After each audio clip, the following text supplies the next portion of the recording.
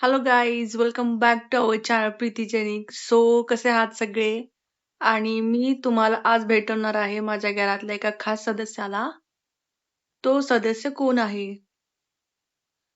तर हा आहे तो सदस्य, माझा मिमो, हँगिंग बुद्धा. हो, मी याचं नाव ठेवलंय मिमो. क्यूट आहे की नाही? तर आज आपण बघूया मिमो बद्दल सगळी माहिती. मिमो कसा आहे? मिमो घरी असण्याचे काय काय फायदे आहेत? हा माझ्यासाठी फक्त एक होम डेकॉर नाही आहे. हा माझ्यासाठी शांततेचा, पॉझिटिव्हिटीचा आणि एका चांगल्या एनर्जीचा छोटासा सोर्स आहे. बऱ्याच जणांना वाटतं बुद्धमूर्ती ठेवली म्हणजे फक्त डेकोरेशन, पण खरं तर बुद्धा म्हणजे शांतता, संतुलन आणि पॉझिटिव्हिटीचं प्रतीक आहे. घरात बुद्ध असला की मन शांत राहतं, वातावरण सॉफ्ट राहतं. तर पहिल्यांदा आपण हे समजून घेऊया, बुद्ध म्हणजे शांतता आणि बुद्धाची मूर्ती घरात असणे म्हणजे आपण आपल्या घरात शांततेला जागा देतोय. आजकाल सगळ्यांचंच आयुष्य धावपळीचं आहे. सगळेच स्वतःला कधी ना कधी तर विसरतात. पण मी ज्यावेळी मिमोकडे बघते ना, त्यावेळी मला खूप शांत आणि एकदम पॉझिटिव्ह फील वाइब्स येतात. असं म्हटलं जातं की बुद्धाची मूर्ती घरात असेल तर निगेटिव्ह एनर्जी खूप कमी प्रमाणात होते आणि जर ही मूर्ती आपण एंट्रन्सला किंवा जर हॉलमध्ये ठेवली ना, तर आपल्या घरात कोण येते त्यांना पण सॉफ्ट वाइब्स जाणवायला सुरुवात होते. आपण कधी-कधी घरी जातो कोणाच्या दुसऱ्याच्या, तर आपल्याला कधी-कधी शांत वाटतं आणि कोणत्या-कोणत्या ठिकाणी एकदम बेचैन व्हायला चालू होतं. तर ते पण एनर्जीज असतात ना वेगवेगळ्या ठिकाणी आणि डेकोरेशनपेक्षा एनर्जीज खूप इम्पोर्टंट असतात. मी पर्सनली खूप वेळा फील केलंय, की ज्यावेळी माझा मूड डाऊन असतो ना, त्यावेळी मी मिमोला घेऊन शांतपणे बसते 5-6 मिनिटं आणि आपोआपच माझा मूड एकदम छान होतो.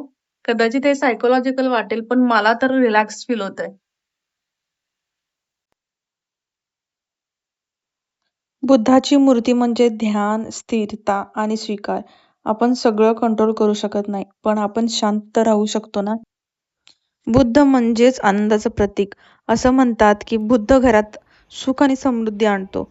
मला वाटतं खरी समृद्धी म्हणजे घरातलं समाधान. जर घरातले लोक शांत आणि आनंदी असतील, तर त्यापेक्षा मोठं धन नाहीये.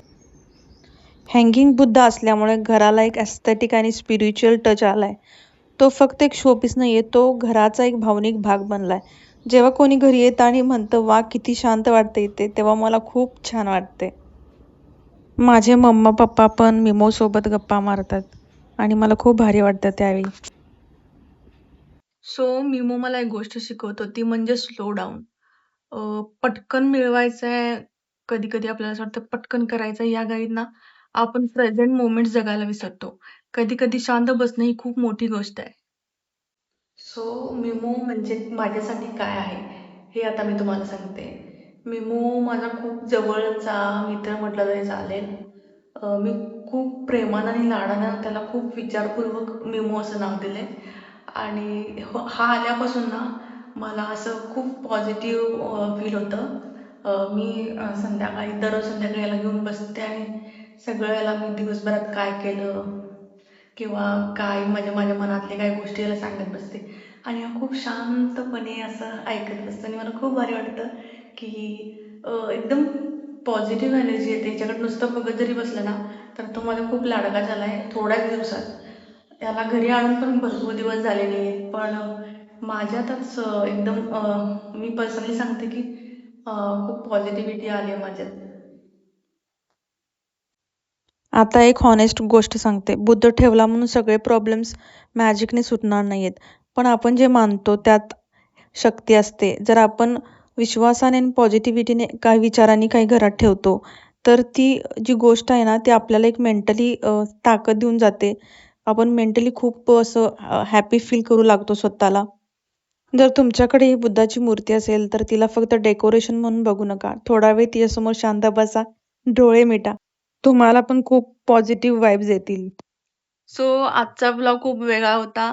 तुम्हाला असे शांत आणि पॉझिटिव्ह ब्लॉग बघायचे असतील, तर मला कमेंटमध्ये नक्की सांगा आणि आपल्या या मेमोसाठी एक स्माइली नक्की द्या आणि भेटूया आपण लवकरच पुढच्या ब्लॉगमध्ये. तोपर्यंत टेक केअर. Bye bye.